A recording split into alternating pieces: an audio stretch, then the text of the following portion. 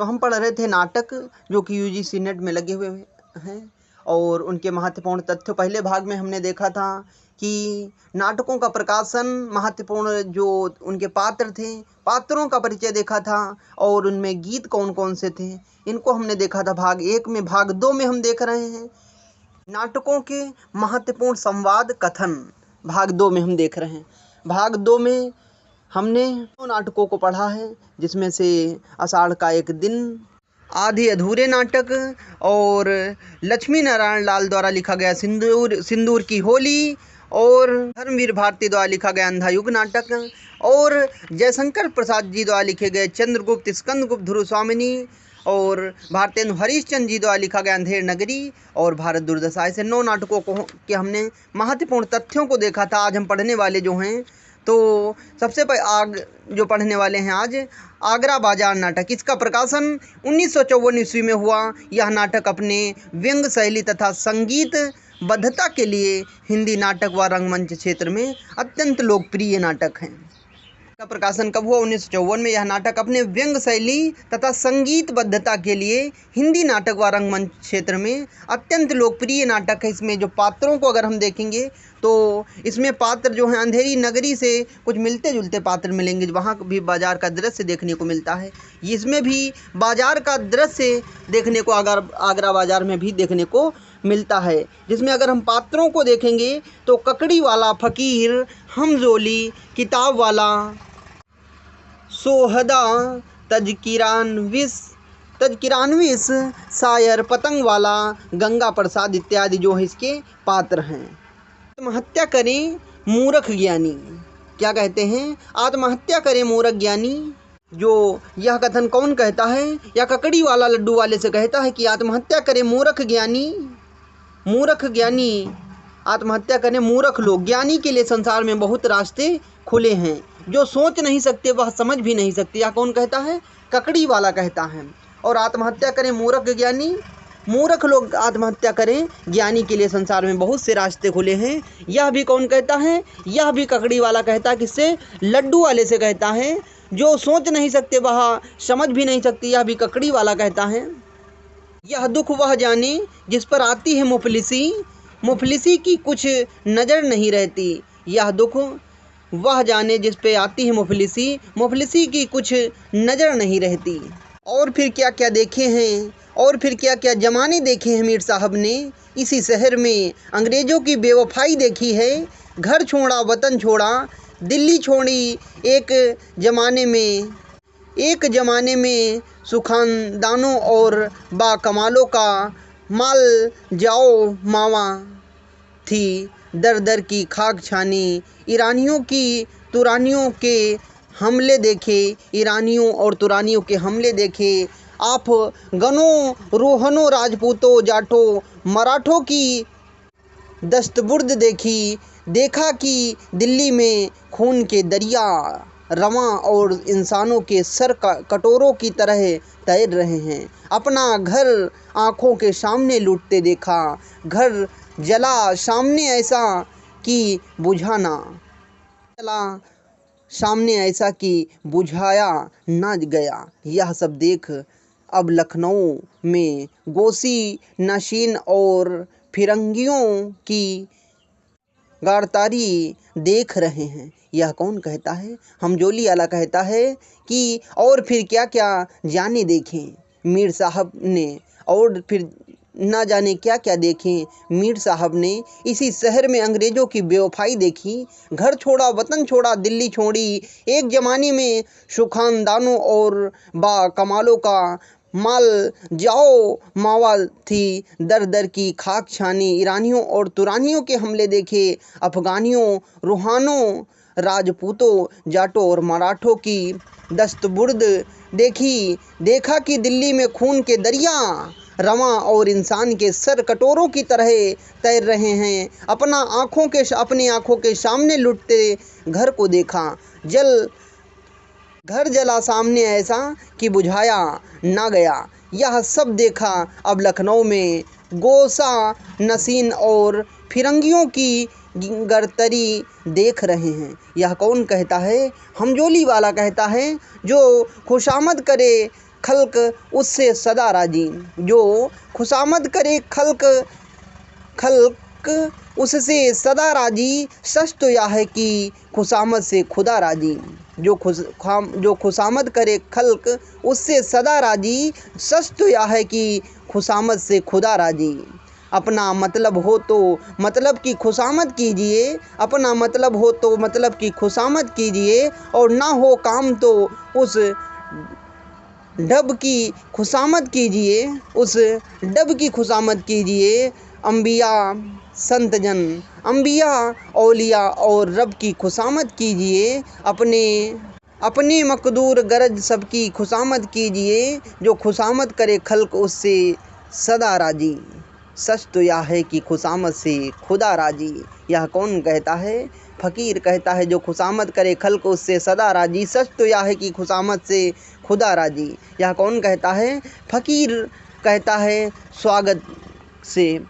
यह कौन कहता है? जो खुशामद करे खल्क उससे सदा राजी, सच तो यह है कि खुशामद से खुदा राजी। यह खुदा और ईश्वर का नाम उसमें महंत ले रहे थे, संत ले रहे थे कि राम जपो जी राम जपो। उसी प्रकार इसमें जो ये खुदा का जिक्र कर रहे हैं, तो ये इसमें कौन कर रहे हैं? फ़कीर कर रहे हैं। और किससे कह रहे हैं?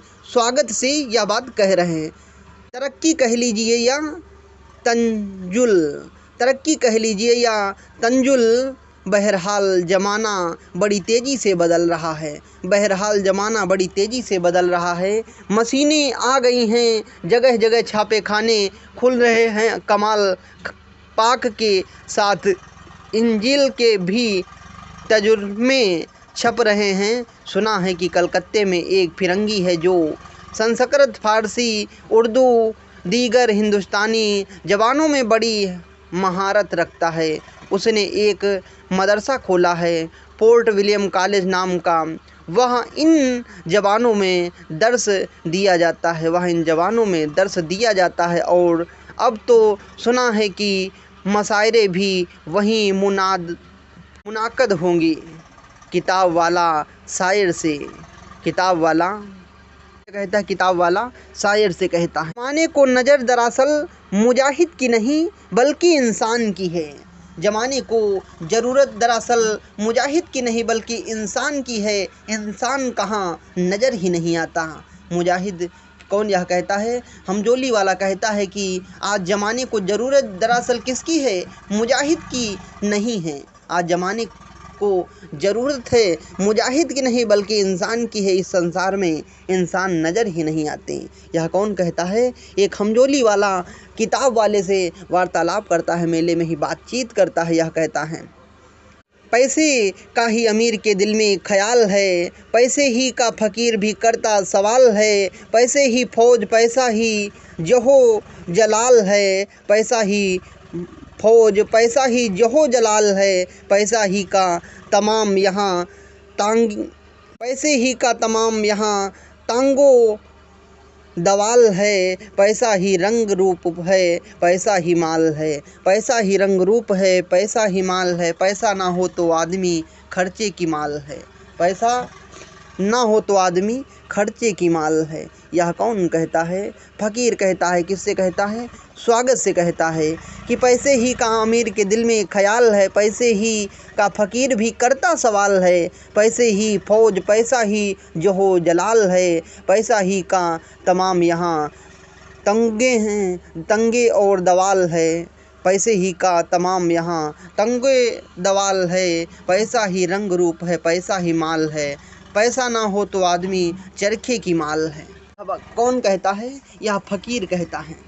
बुढ़ापा इंसान का मिजाज तो नहीं बदल देता, पुरानी आदतें हैं कैसे छूटेंगी।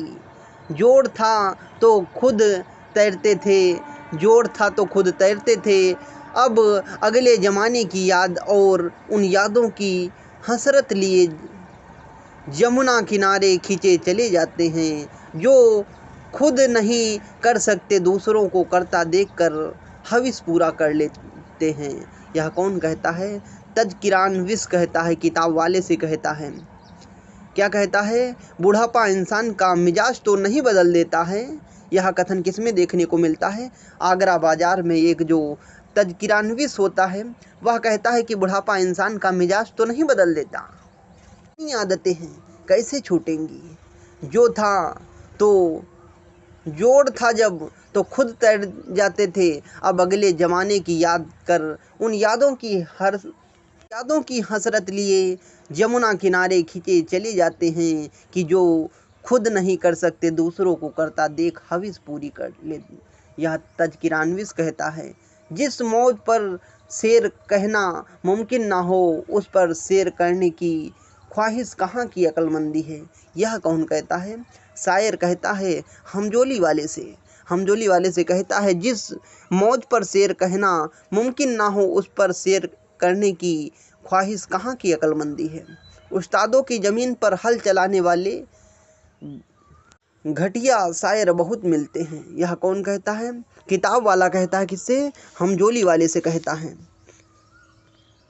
अमा उर्दू अखबार पढ़ने वाले कितने हैं? अमा उर्दू अखबार पढ़ने वाले कितने हैं? ना साहब अखबार अंग्रेजी में निकलेगा, ना साहब अखबार अंग्रेजी में निकलेगा उस जबान में जो कल सारा हिंदुस्तान बोलेगा। यह कौन कहता है? गंगा प्रसाद कहता है। किससे कहता है? किताब वाले से कहता है। अमा उर्दू अखबार कौन पढ़ेगा? ना साहब अखबार अंग्रेजी में निकलेगा उस जमाने में जो कल सारा हिंदुस्तान बोलेगा। यह कौन कहता है? गंगा प्रसाद कहता है। तो ये हमने देखा आगरा बाजार। इसमें कौन कौन से कथन? आत्महत्या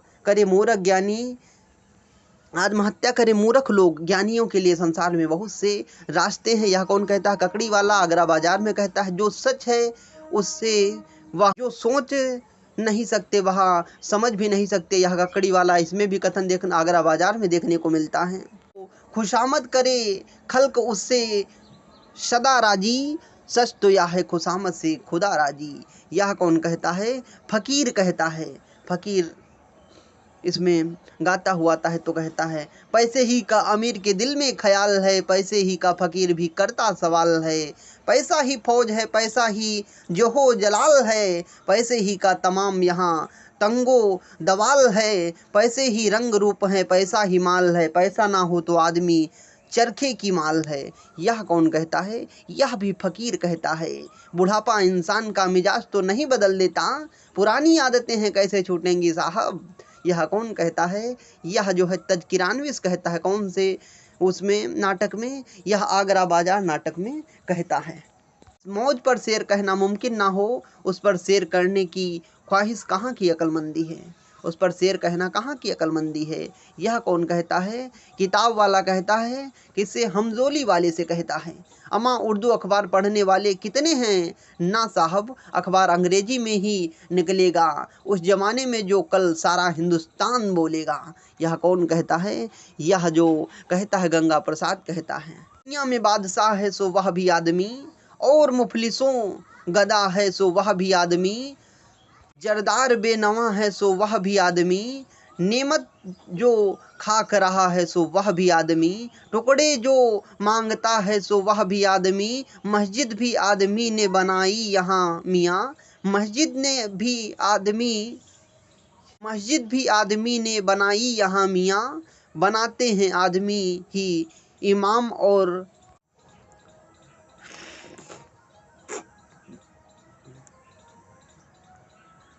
वो अंकों में विभक्त नहीं है, बल्कि यह नाटक अपने व्यंग शैली में संगीतबद्धता के लिए प्रसिद्ध नाटक है। जो आगरा बाजार नाटक उसे वो 2 अंकों में वो भी विभक्त है। जो आगरा बाजार नाटक है वो कितने अंकों में विभक्त है? 2 अंकों में विभक्त है। और सर्वेश्वर दयाल सक्सेना द्वारा लिखा गया बकरी नाटक जो है, सर्वेश्वर दयाल सक्सेना जी द्वारा लिखा गया बकरी नाटक, यह भी 2 अंकों में विभक्त है। इसमें आज़ादी के बाद भारतीय राजनीति में नैतिक मूल्यों के पतन तथा गांधीवादी मूल्यों के ह्रास का व्यंग्यात्मक चित्रण देखने को मिलता है। किसमें? बकरी नाटक में। 1974 ईस्वी में 2 अंकों में विभक्त है। आज़ादी के बाद भारतीय राजनीति में नैतिक मूल्यों के पतन तथा गांधीवादी मूल्यों के ह्रास का व्यंग्यात्मक चित्रण देखने को मिलता है। किसमें? बकरी नाटक में। बकरी नाटक के संदर्भ में कृष्णदत्त पालीवाल के विचार हैं। बकरी नाटक ग्रामीणों की बोली और वाणी का उनकी यथार्थ समस्या का नाटक है। विपत्ति के द्वारा रंग कर्म की मूल प्रवृत्ति को सही संदर्भ में तराशा गया है। फारसी रंग शैली और नौटंकी शैली के घोल से यहाँ लोक नाटक तैयार हुआ है। यहाँ किससे? फारसी रंग शैली और नौटंकी शैली के घोल से यह लोक नाटक तैयार हुआ है। यह किसका कथन है? यह जो कथन है कृष्णदत्त पालीवाल का कथन है बकरी नाटक के संबंध में। वे क्या कहते हैं? बकरी नाटक जो ग्रामीणों की बोली और बानी का उसका यथार्थ समस्या का नाटक है। बोली बानी और उसके यथार्थ समस्या का नाटक है। विपत्ति के द्वारा रंग कर्म की मूल प्रवृत्ति को सही संदर्भ में तराशा गया है। फारसी रंग शैली और नौटंकी शैली के घोल से यह नाटक लोक नाट्य तैयार हुआ है। यह कथन किसका है? कृष्णदत्त पालीवाल का है। संदर्भ में उनका एक और कथन मत है कि यह कितना आश्चर्य का विषय है। यह कितना आश्चर्य का विषय है कि सर्वेसर के कवि, कथाकार, नाटककार एवं निबंधकार की मनोभूमिका में सामाजिक प्रश्नों, सामाजिक चिंताओं की रेखाएं गहरी हैं। सभी विद्याओं में उनकी मूल संवेदना एक है। काव्य की लोक भावभूमि से उपजी चिंताएं ही नाटक में उभरती हैं और लोक नाट्य शैली की ओर वे प्रवृत्त हो जाती हैं।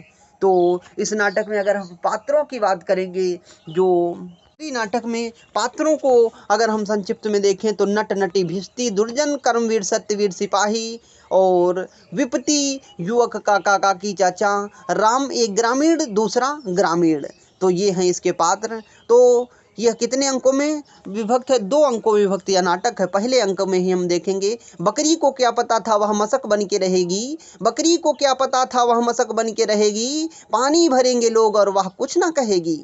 जा जा के सींच आएगी हर एक की क्यारी, मर मर के भी बुझाएगी वह प्यास तुम्हारी। यह कौन कहता है? भिष्टी कहता है कि बकरी को मशक माने क्या होता है? मरी हुई जो बकरी होती है उसकी खाल का एक झोला बनता है जो राजस्थान वगैरह में जिसमें पानी भरने के काम आता है, उसी को कहा गया है कि बकरी को क्या पता था वह मशक बन के रहेगी। पानी भरेंगे लोग और वह कुछ ना कहेगी, वह कुछ ना कहेगी। जा जा के सींच आएगी हर एक की क्यारी, मर के भी बुझाएगी वह प्यास तुम्हारी। यह कौन कहता है? भिष्टी कहता है बकरी को क्या पता था वह मशक बन के रहेगी, जन्नत को बख्श करके खुद नर्क रहेगी। यह कौन कहता है? यह भी भिष्टी कहता है कि बकरी को क्या पता था वह मशक बन के रहेगी, जन्नत जो बख्श करके भी खुद नर्क रहेगी। लोगों को वह जन्नत बख्श करके वह खुद नर्क में रहेगी। बकरी को यह पता था। कल खून बहाया था आज पानी बहेगा, चुटकी में दूसरों के उसका अब रहेगा। चुटकी में दूसरों के उसका आब रहेगा, कल खून बहा था आज पानी बहेगा। यह भी कौन कहता है? भिष्टी कहता था। भिष्टी जो बकरी के संबंध में जो उनका गीत है, उनका जो गायन है वह थोड़ा सा इम्पॉर्टेंट है। जैसे कि बकरी को क्या पता था वह मशक बन के रहेगी, जन्नत जो बख्श करके खुद नर्क रहेगी, चुटकी में दूसरों की उसका आब रहेगा, कल खून बहा था आज पानी बहेगा। यह कौन कहता है? यहाँ भिष्टी कहता है। और उसके बाद दुर्जन का आगमन होता है उसी नाटक में। तो डंडा ऊंचा रहे हमारा, सबसे प्यारा सबसे न्यारा। यहाँ व्यंग्यात्मक शैली में कहता है जिसके पास डंडा है उसका शासन है। ये कहने का मतलब है कि डंडा ऊंचा रहे हमारा, सबसे प्यारा सबसे न्यारा, डंडा ऊंचा रहे हमारा, सुख सुविधा सरसाने वाला, शक्ति सुधा बरसाने वाला, प्रभु सत्ता का रखवाला, डंडा ऊंचा रहे हमारा। यह कौन कहता है? यह दुर्जन कहता है। यह कौन कहता है? यह दुर्जन कहता है। जब दुर्जन का आगमन होता है तभी वह कहता है कि डंडा ऊंचा, जिसके पास डंडा है, जिसके पास शक्ति है, पावर है, उसका इस दुनिया में बोलबाला है। यह कौन कहता है? दुर्जन कहने इसका मतलब यही है कि डंडा ऊंचा रहे हमारा, सबसे प्यारा सबसे न्यारा, डंडा ऊंचा रहे हमारा, सुख सुविधा सरसाने वाला, शक्ति सुधा बरसाने वाला, प्रभु सत्ता का रखवाला, डंडा ऊंचा रहे हमारा। तेरा दिमाग फिर गया है, तू किसको इसको मामूली बकरी समझती है? यहाँ कौन कहता है? सिपाही आता है। जब उनके पास रिपोर्ट लिखाई जाती है तो सिपाही भी कहता है कि उस बूढ़ी माँ से कहता है, बूढ़ी दादी से कहता है कि तेरा दिमाग फिर गया है, तो इसको मामूली बकरी समझती है। यह गांधी, महात्मा गांधी की बकरी है। यहाँ से दफा हो, वरना सारी बकरी को बिना खाना पानी दिए कमज़ोर कर मार डालने की साजिश पर भारत सुरक्षा कानून के अंदर तो हवालात की हवा खाएगी। इस बकरी की जो हालत तूने कर रखी है, वह कितना बड़ा जुर्म है, जानती नहीं है तू। यह कौन कहता है? एक सिपाही कहता है। यह कौन कहता है? एक सिपाही कहता है। किससे? औरत से कहता है, जो न्याय के लिए बैठा है, और वो भी वहाँ पर क्या शासन सत्ता का गुलाम है, जिसके पास पैसा है। जो पुलिस वाला है वो भी उनकी गुलामी कर रहा है। तो क्या कहता है? तेरा दिमाग फिर गया है?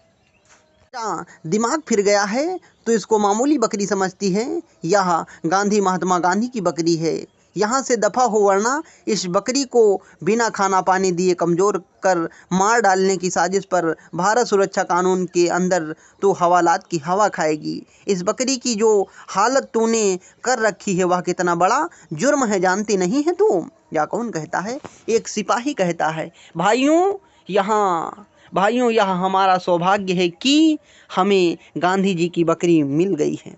कौन कहता है? यहाँ दुर्जन कहता है। दुर्जन क्या कहता है? भाइयों, यह हमारा सौभाग्य है कि हमें गांधी जी की बकरी मिल गई है। कुछ मिलना कुछ खोना भी होता है।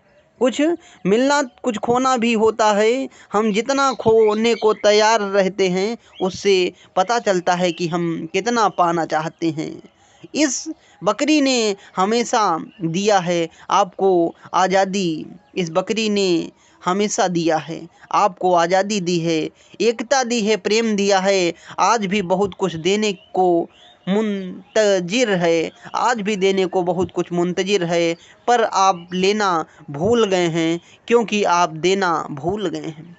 आप लेना भूल गए हैं, क्योंकि आप देना भूल गए हैं। कौन कहता है? यहाँ दुर्जन कहता है। जितना आप इसे देंगे, उतना ही आपको देगी। जितना आप इसे देंगे, उतना ही आपको देगी। ऐसा कुछ भी नहीं जो इसके पास ना हो। लेकिन जब सवाल मर चुके हों, तो जवाब कहाँ से मिलेगा? पेट भी वही बजा सकता है जिसकी आत्मा में जान हो। यह कौन कहता है? कर्मवीर कहता है। जिसकी आत्मा कमज़ोर हो, जिसे लालच और स्वार्थ ने घेर रखा हो, वह इस बकरी से क्या पाएगा? भगवान के पास खाली हाथ ना जाने का मतलब यही भगवान के पास खाली हाथ जाने का मतलब यही है। जो फूल लेकर जाता है, वह स्वर्ग लेकर लौटता है। इसलिए श्रद्धा देना जानती है। आप इस बकरी को जितना दें, उतना कम है। यह कौन कहता है? सत्यवीर कहता है। सत्यवीर क्या कहता है? जिसकी आत्मा कमज़ोर हो, जिसे लालच और स्वार्थ ने घेर रखा हो, वह इस बकरी से क्या पाएगा? भगवान के पास खाली हाथ जाने का मतलब यही है। जो फूल लेकर जाता है, वह स्वर्ग लेकर लौटता है। और इसलिए श्रद्धा देना जानती है। आप इस बकरी को जितना देंगे, उतना ही कम है। यह कौन कहता है? सत्यवीर कहता है। जो इतिहास को झुठलाता है, वह समाजद्रोही है, देशद्रोही है। समय उसे कभी माफ़ नहीं करेगा। यह कौन कहता है? जो इतिहास को झुठलाता है, वह समाजद्रोही है, देशद्रोही है। समय उसे कभी माफ़ नहीं करेगा। यह युग झूठे दावों का युग नहीं है। अधिकारों का दावा करने के पहले देखना होगा कि आपके कर्तव्यों की बुनियाद क्या है। यह कौन कहता है? यह कर्मवीर कहता है। जो इतिहास को झुठलाता है, वह समाजद्रोही है। जो इतिहास को झुठलाता है, वह समाजद्रोही है, देशद्रोही है। समय उसे कभी माफ़ नहीं करता। यह युग झूठे दावों का युग नहीं है। अधिकारों दावा करने के पहले देखना होगा कि आपके कर्तव्यों की बुनियाद क्या है। या कौन कहता है? कर्मवीर कहता है। औरत जो होती है, बकरी दास कहे गए हैं। औरत बकरी दास कहे गए हैं। ई जग अंधा मैं कोई को ही समझाऊं। औरत बकरी दास से कहे गए हैं। ई जग अंधा को ही समझाऊं। सत्यवीर औरत से कहते हैं। बोले तूने इससे क्या सीखा? बोल तूने इससे क्या सीखा? यह कौन कहता है? सत्यवीर कहता है। एक औरत से कहता है। भी केवल जो मन की होती है। किसने कहा है? सत्यवीर कहता है जो गरीबी होती है केवल मन की होती है, गरीबी केवल विचारों की होती है, दृष्टि की होती है। जानती है औरत गांधी जी केवल 6 पैसे में गुजर करते थे। यह कौन कहता है? यह सत्यवीर इस गांधी जी की जो दादी है, बूढ़ी दादी हैं, उनको समझाते हुए कहते हैं कि जो गरीबी होती है केवल की गरीबी होती है, गरीबी केवल विचारों की होती है, दृष्टि की होती है। जानती है औरत गांधी जी केवल जानती है औरत गांधी जी केवल 6 पैसों में गुजर करते थे। यह सत्यवीर कहता है। आप लोग समझदार हैं गांधी जी, आप लोग समझदार हैं गांधी जी और उनकी बकरी की महिमा जानते हैं। आप जानते हैं कि देवता का मान कैसे रखना चाहिए। गांधी जी देवता थे, उनकी बकरी किसी देवी से कम नहीं है। आप बताइए देवी का मान होना चाहिए या नहीं? यह कौन कहता है? दुर्जन सिंह कहता है ग्रामीण वालों से, जो गांव के लोग होते हैं उनसे कहता है कि आप लोग समझदार हैं गांधी और उनकी बकरी की महिमा जानते हैं। आप जानते हैं कि देवता का मन कैसे रखना चाहिए। गांधी जी किसी देवता से कम नहीं थे, उनकी बकरी किसी देवी से कम नहीं थी। अब आप बताइए देवी का मान होना चाहिए या नहीं? कौन कहता है? यह दुर्जन ग्रामीण जन से कहता है। उसके बाद हम प्रथम दृश्य के बाद दूसरे दृश्य में आएंगे। तो अब आप नहीं बोल दूसरे दृश्य में हम देखेंगे बाबा आप नहीं बोले सो ठीक, बाबा आप नहीं बोले सो ठीक, पर झूठ बोलने वालों से झूठ सहने वाला ज़्यादा बड़ा पापी होता है। यह कौन कहता है? युवक कहता है, ग्रामीण जन जो एक बाबा होते हैं उनसे कहता है बाबा आप नहीं बोले। तो दूसरे अंक में हम देखते हैं बाबा आप नहीं बोले सो ठीक, पर झूठ बोलने वाले से झूठ सहने वाला ज़्यादा बड़ा पापी होता है। यह कौन कहता है? एक युवक कहता है, ग्रामीण जन जो होते हैं उनसे कहता है बाबा आप नहीं बोले सो ठीक, पर झूठ बोलने वाले से झूठ सहने वाला ज़्यादा पापी होता है। यह कौन कहता है? एक ग्रामीण युवक चार किताब चियन के बीच बैठते हो, कानून बके लगे हो। 4 किताबी अचन के बीच बैठते हो, कानून बके लगे हो। पाप पुण्य तोहसे ढेर हम जानत हैं, पाप पुण्य तोहसे ढेर हम जानत हैं कि झूठ उनके साथ जाई, उनका जो झूठ है उनके साथ जाई, हमारा सच हमारे साथ। हम बचपन बच्चा नहीं है, हमारा बचपन बच्चा नहीं है, जौन सिखाए चले हो। हमारा बचपन नहीं है बच्चा जौन सिखाए चले हो। यह कौन कहता है? एक ग्रामीण जो युवक उनको समझाता है कि झूठ बोलने से ज़्यादा झूठ सहने वाला ज़्यादा बड़ा पापी होता है।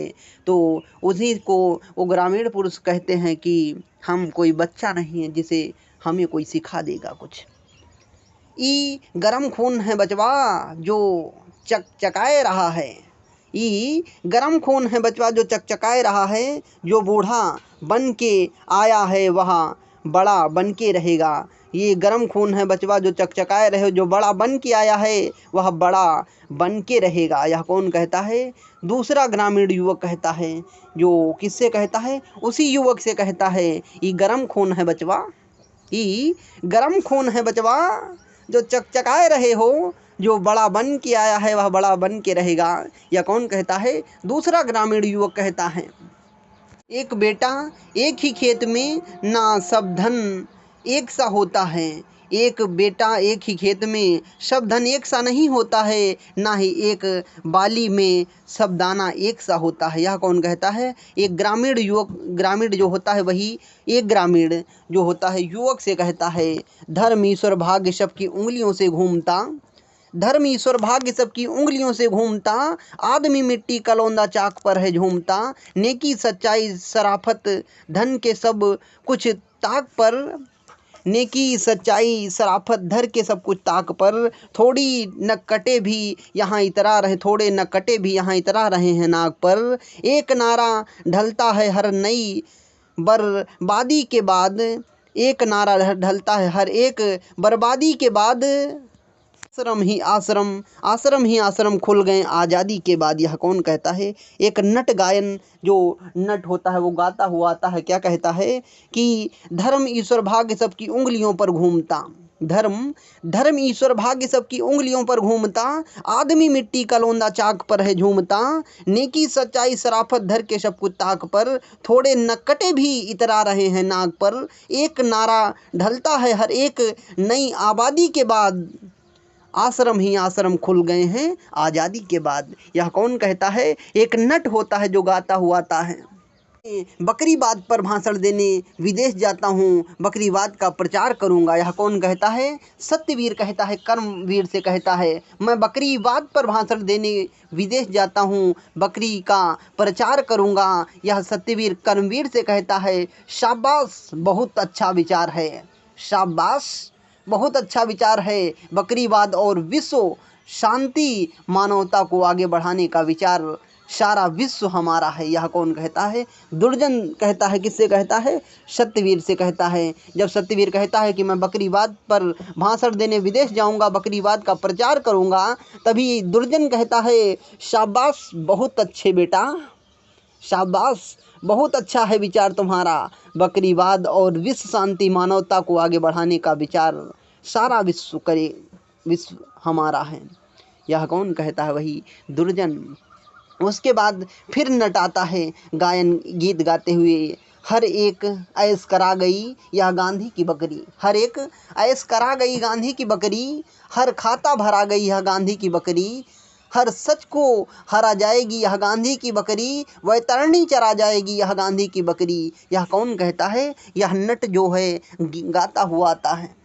इंसानियत की भूमिका में, जो मानवता की भूमिका में देखा जाए तो जो गीत गा रहा है वो नट गा रहा है। आपने उसमें देखा होगा, राम भजो जी, राम भजो जी। इंसानियत का जो पात्र देखने को मिलता है तो देखने को मिलते हैं। और बाजार में अगर इंसानियत का कोई पात्र है जो अच्छा गाता है, जिसके तर्क होते हैं, जो विचार अच्छे होते हैं, उसमें अगर देखेंगे तो एक जो होता है वह गाता है। लेकिन आज बकरी के नाटक में इसमें जो जो ये एक नट गायन होता है, वह इंसानियत के गीतों को गाता है कि हर ऐश करा जाएगी गांधी की बकरी, हर खाता भरा जाएगी गांधी की बकरी। है दूसरे अंक में हमें देखने को मिलता है।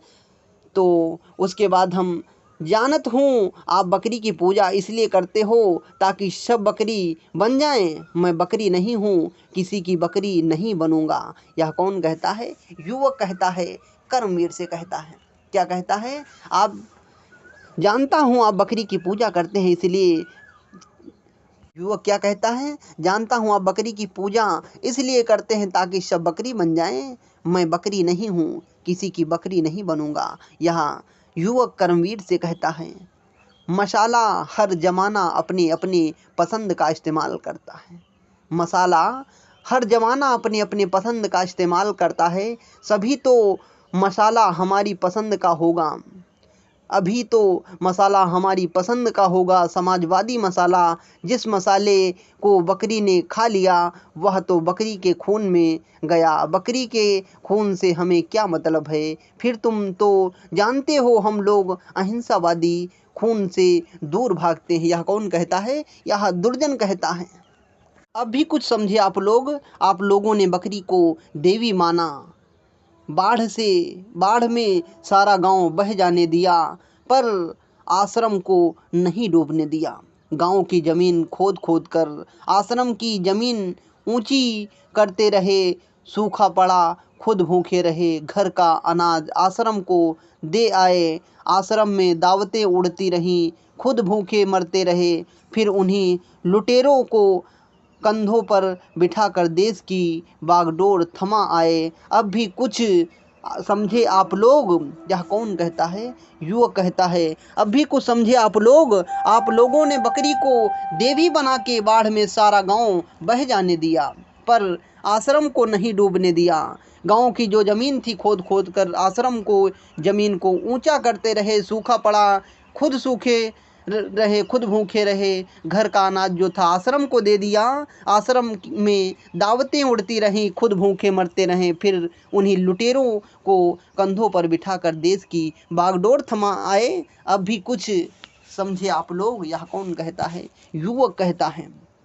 इसमें जो ये युवक है वो उस भूमिका में लगता है जैसे वो राम नाटक में गोबर का जो रूप देखने को मिलता है उस वही रूप इसमें हमें एक जो युवक के रूप में है वो देखने को मिलता है। इसमें किसमें?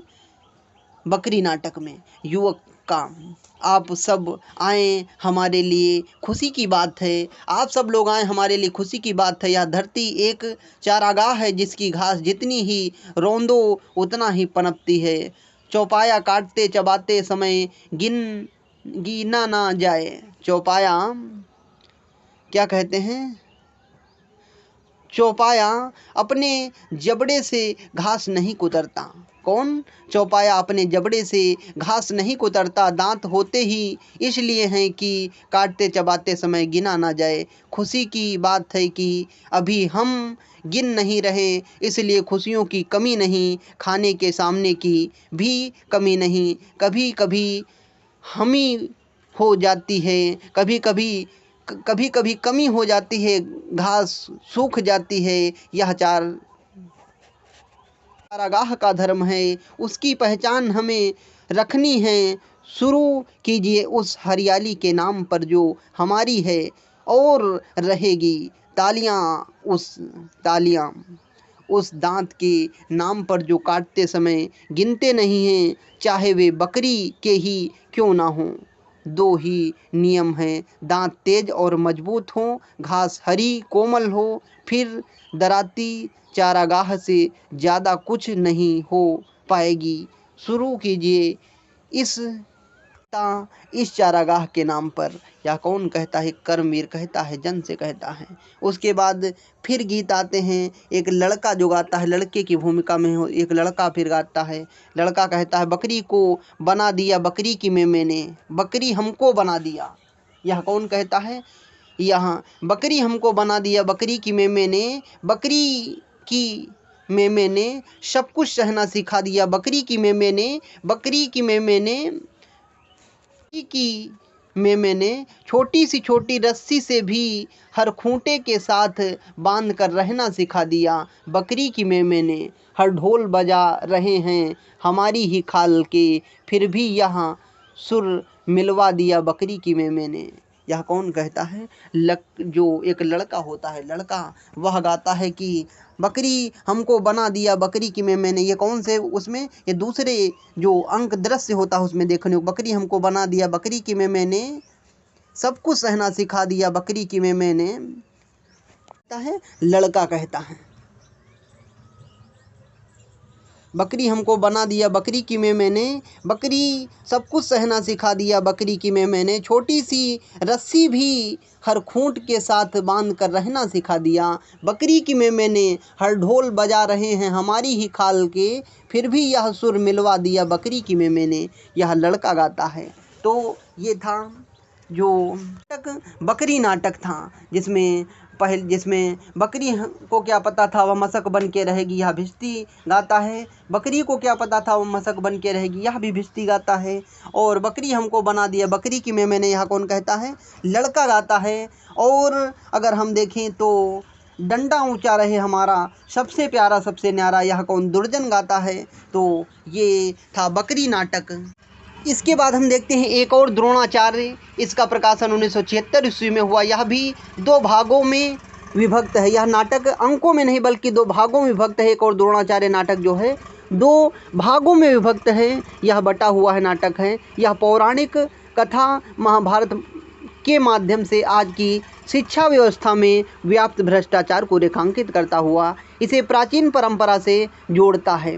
पुरुष पात्र जो इसमें हैं, यदु अरविंद प्रिंसिपल, चंदू विमलेंद्र द्रोणाचार्य अर्जुन, प्रेसिडेंट अश्वत्थामा, ये कौन है? पुरुष पात्र हैं। और स्त्री पात्रों की बात करेंगे, लीला, कृपी, अनुराधा। तो ये हैं एक द्रोणाचार्य नाटक के पात्र। यदु अरविंद प्रिंसिपल, चंदू विमलेंद्र द्रोणाचार्य अर्जुन, प्रेसिडेंट अश्वत्थामा, ये हैं एक द्रोणाचार्य के पात्र। तो एक और द्रोणाचार्य, इसका प्रकाशन 1976, 2 भागों में विभक्त नाटक। यह नाटक पौराणिक कथा महाभारत के माध्यम से आज की शिक्षा व्यवस्था में व्याप्त भ्रष्टाचार को रेखांकित करता हुआ इसे प्राचीन परंपरा से जोड़ा गया है। यदु अरविंद प्रिंसिपल, चंदू विमलेंद्र द्रोणाचार्य अनुज, प्रेसिडेंट अश्वत्थामा इसके पात्र हैं। स्त्री पात्र लीला, कृपा, अनुराधा। मैं पूर्वार्ध इसका और उत्तरार्ध, या नाटक इसमें पूर्वार्ध और उत्तरार्ध में विभक्त है। मैं सोचता ही नहीं, सोचने से क्या फ़ायदा, लेकिन तुम हो ना मिडिल क्लास के आदमी, हर छोटे सवाल को ग्लोरीफाई करोगे, हाहाकार मचाओगे। तुम्हें पूछता कौन है? यह कौन कहता है? यदु कहता है, अरविंद से कहता है। यह कौन कहता है? यदु अरविंद से कहता है। अब किस किस से डरूं लीला?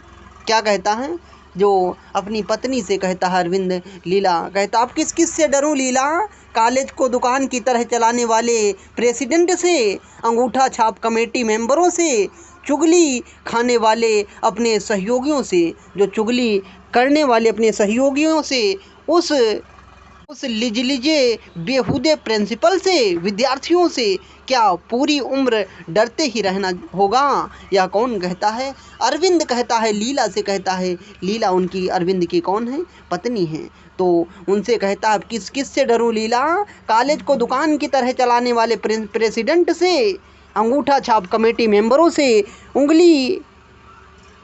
चुगली खाने वाले सहयोगियों से, उस लिजलिजे बेहुदे प्रिंसिपल से, विद्यार्थियों से क्या पूरी उम्र डरते ही रहना होगा?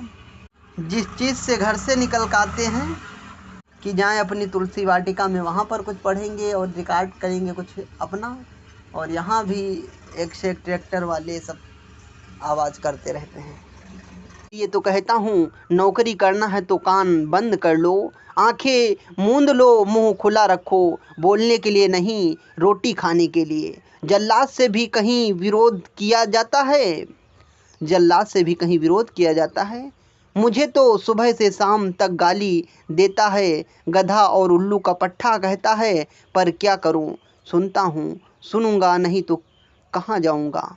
नौकरी जो करनी है, यह कौन कहता है? अरविंद कहता है। किससे कहता है? लीला से कहता है, अपनी पत्नी से कहता है। इसलिए तो कहता हूँ कि नौकरी करनी है तो कान बंद कर लो, आंखें मूंद लो, मुंह खुला रखो, बोलने के लिए नहीं, रोटी खाने के लिए। जल्लाद से भी कहीं विरोध किया जाता है। मुझे तो सुबह से शाम तक गाली देता है, गधा उल्लू का पट्ठा कहता है, पर क्या करूँ, सुनता हूँ, सुनूंगा नहीं तो कहाँ जाऊंगा। नौकरी जो करनी है, यह कौन कहता है? अरविंद कहता है। किससे कहता है? लीला से। वैसे भी कौन तैयार होता है, अब तुम ही बताओ, क्या मैं खुशी से नालायक कहलाता हूँ? पर कहलाता हूँ, लायक कहलाने के बाद भी खुशी जाहिर करता हूँ। नौकरी जो करनी है, यह कौन कहता है? प्रिंसिपल कहता है। लीला से कहता है। लीला जब जाती हैं तभी जो प्रिंसिपल होता है उनकी चाटुकारिता करता है। किसकी? प्रेसिडेंट की, जिनका जो कॉलेज होता है जिनका, तो उन्हीं की चाटुकारिता करता है। सही हो गलत हो उसमें हाँ में हाँ मिलाया करता है। तभी अरविंद लीला से भी यही बात कहता है कि प्रिंसिपल जो होता है वहाँ का, वो लीला को भी यही समझाता है। वैसे भी कौन तैयार होता है, अब तुम ही बताओ, क्या मैं खुशी से नालायक कहलाता हूँ? पर कहलाता हूँ तो लायक कहलाने के बाद, पर कहलाता हूँ नालायक कहलाने के बाद भी खुशी जाहिर करता हूँ। नौकरी जो करनी है, यह कौन कहता है? प्रिंसिपल कहता है। किससे कहता है? लीला से। हाँ हाँ, हुई दुनिया की बात केवल औरत ही मर्द को समझ सकती है। क्या कहता है? फिर उनको समझा, प्रिंसिपल जो है लीला को समझाता है कि आप अपने पति को समझाइएगा। हाँ हाँ, हुई दुनिया की बात केवल औरत ही मर्द को समझा सकती है। हाँ, कहो उसे नौकरी करना है, नौकरी करना सीखे अब अपनी तारीफ अपने मुँह क्या करूं। 30 साल नौकरी को, पूरे 30 साल चुंगी नोके के मुहर्रिर से बढ़ता बढ़ता प्रिंसिपल हो गया हूँ। लड़ता तो क्या बनता, लड़ो मत झुको, सोचो मत सुनो, समझो समझी तो समझना है। क्या कहा? हाँ हाँ, दुनिया की बात केवल औरत ही समझ सकती है। दुनिया की बात जो है औरत, दुनिया की बात केवल औरत ही मर्द को समझ सकता है। कहो उससे नौकरी करना है। अगर प्रिंसिपल जो है लीला को समझाता है कि आप अपने पतिदेव अरविंद को समझाइएगा कि कहता है कि अगर नौकरी करना सीखो। अपने पति को समझाना कि नौकरी करना सीखो। अब अपनी तारीफ अपने मुंह से क्या करूं, 30 साल नौकरी को पूरे 30 साल हो गए हैं। चुंगी नौके के मुहर्रिर से बढ़ता बढ़ता प्रिंसिपल हो गया। लड़ता तो क्या बनता, लड़ो मत झुको सोचो मत सुनो। लड़ो मत झुको सोचो मत मानो, समझी तो समझना है। लीला को समझाता हुआ कहता है कि लोग अक्सर ठीक मौके पर बदल जाते हैं। यह कौन कहता है? चंदू कहता है, अरविंद से कहता है, बदतमीजी और धमकी की ही भाषा समझी जाती है। अब कौन कहता है? बदतमीजी और धमकी की ही भाषा समझी जाती है। अब यह कौन कहता है? अरविंद कहता है लीला से, मृत्यु ने उतार कर रख दिया है। चेहरे केवल जिंदा रहते बदले जा सकते हैं। मृत्यु ने उतार रखा है, चेहरे केवल जिंदा रहते बदले जा सकते हैं। 1, 2, 10, 100 पर मृत्यु चेहरे हमेशा उतार कर रख देती है। यह कौन कहती हैं? विमलेंद्र अरविंद से कहती हैं, बेवकूफ़ बलिदान शब्द वापस ले। यह कौन कहता है? विमलेंद्र कहता है, अरविंद से कहता है, क्या कहता है? बेवकूफ़ बलिदान शब्द वापस ले। मैं तुम्हारे क्लासरूम में बैठा फर्स्ट ईयर का लौंडा नहीं हूँ। मैं तुम्हारे क्लासरूम में बैठा फर्स्ट ईयर का लौंडा नहीं हूँ जो वजनी शब्दों के माया दर्पण में अपना चेहरा झांकने लगूं। मैं शायद शब्दों से परे, चेहरे से परे हूँ। यह कौन कहता है? विमलेंद्र कहता है। किससे कहता है? अरविंद से। जिंदा हो ना इसलिए मरो, जिंदा होना इसलिए मरो तो पता चले कि जीवन क्या होता है। यह कौन कहता है? विमलेंद्र कहता है, अरविंद को समझाता हुआ कहता है कि जिंदा होना इसलिए मरो तो पता चले कि जीवन क्या होता है। शाले मिडिल क्लास के आदमी अपनी हर समस्या को ग्लोरीफाई करते हैं। यह कौन कहता है? विमलेंद्र कहता है। विमलेंद्र कहता है, साले मिडिल क्लास के आदमी हर अपनी छोटी समस्या को ग्लोरीफाई करते रहते हैं। ना समझ, मेरी बीवी साल भर से नौकरी की तलाश में दर दर भटक रही है।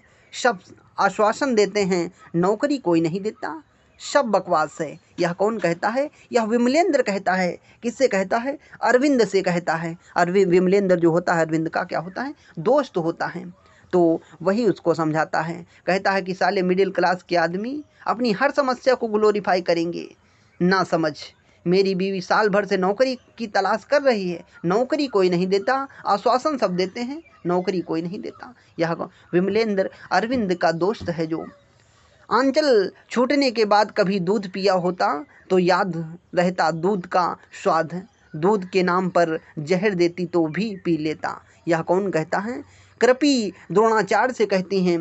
कृपी कौन है? कृपी उनकी द्रोणाचार्य की पत्नी हैं। तो वो उनको कहती हैं कि आंचल छूटने के बाद कभी दूध पिया होता तो याद रहता दूध का स्वाद, दूध के नाम पर जहर देती तो भी पी लेता। यह कृपी जो द्रोणाचार्य को समझाती हुई कहती हैं, मैं अब भी ऐसी पीढ़ी तैयार करूँगा, मैं अब ऐसी पीढ़ी तैयार करूँगा जो केवल युद्ध की भाषा बोले। यह द्रोणाचार्य कृपी से कहता है, मैं एक ऐसी पीढ़ी तैयार करूँगा जो केवल युद्ध की भाषा बोले। यहाँ पूर्वार्ध जो भाग, जो क्या कहते हैं, एक और द्रोणाचार्य नाटक है, उसके पूर्वार्ध भाग में कहते हैं, मैं ऐसी पीढ़ी तैयार करूँगा जो केवल युद्ध की भाषा बोले। यह कौन कहता है? यह द्रोणाचार्य कहता है।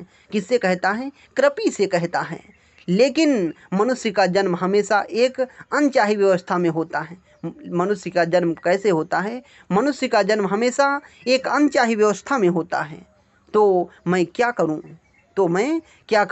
जो व्यवस्था तोड़ी नहीं जा सकती उसमें विश्वास करके ही जिया जा सकता है। जो व्यवस्था तोड़ी नहीं जा सकती उसमें विश्वास करके ही जिया जा सकता है। यह कौन कहता है? द्रोणाचार्य कहता है अर्जुन से, धर्म की व्यवस्था के लिए जानते नहीं शूद्रों और वनवासियों को धनुर्धन की शिक्षा नहीं दी जा सकती। यह कौन कहता है? द्रोणाचार्य कहता है। धर्म की व्यवस्था के लिए जानते नहीं शूद्रों और वनवासियों को धनुर्विद्या की शिक्षा नहीं दी जा सकती। यह कौन कहता है? द्रोणाचार्य कहता है अर्जुन से। वह सिद्ध करना चाहता था कि वह मेरी सहायता के बिना भी महान धनुर्धर बन सकता है। कल इतिहास मेरी अपूर्णता पर हंसता है। कल इतिहास मेरी अपूर्णता पर हंसता है। यह कौन कहता है? द्रोणाचार्य कहता है। किससे कहता है? अर्जुन से कहता है। वह सिद्ध करना चाहता था कि वह मेरी सहायता के बिना भी महान धनुर्धर बन सकता है। कल इतिहास मेरी अपूर्णता पर हंसता। यह कौन कहता है? द्रोणाचार्य अर्जुन से कहता है। अगर हम उत्तरार्ध भाग देखें, आप नहीं जानते अपराध की सार्वजनिक तौर पर स्वीकृति राजनीति में आत्महत्या कहलाती है। आप नहीं जानते अपराध की सार्वजनिक तौर पर स्वीकृति राजनीति में आत्महत्या कहलाती है। यह कौन कहता है? प्रेसिडेंट कहता है। किससे कहता है? अरविंद से कहता है। सभी पुरुष नामर्द नहीं हो गए हैं। सभी पुरुष नामर्द नहीं हो गए हैं। सर, मुझे अपनाने वाला भी कोई है। सभी पुरुष नामर्द नहीं हो गए हैं। सर, मुझे अपनाने वाला भी कोई है। उसका प्रेम मुझे लड़ने की ताकत देगा। यह कौन कहता है? अनुराधा कहती हैं। मुझे क्या हो सकता है? मेरी चमड़ी अब गैंडे की तरह मोटी हो गई है। यह कौन कहता है? विमलेंद्र अरविंद से कहता है। मुझे क्या हो सकता है? मेरी चमड़ी अब गैंडे की तरह मोटी हो गई है। मैं जानता हूँ कि सड़े गले मकान का मलबा गिरने वाला है। मैं जानता हूँ कि सड़े गले मकान का मलबा गिरने वाला है, फिर भी आंखें मूंद कर रोटी खा रहा हूँ। सुनोगी सुन भी सकोगी, सुनोगी सुन भी सकोगी, उस हरामी के बच्चे ने क्या कहा है?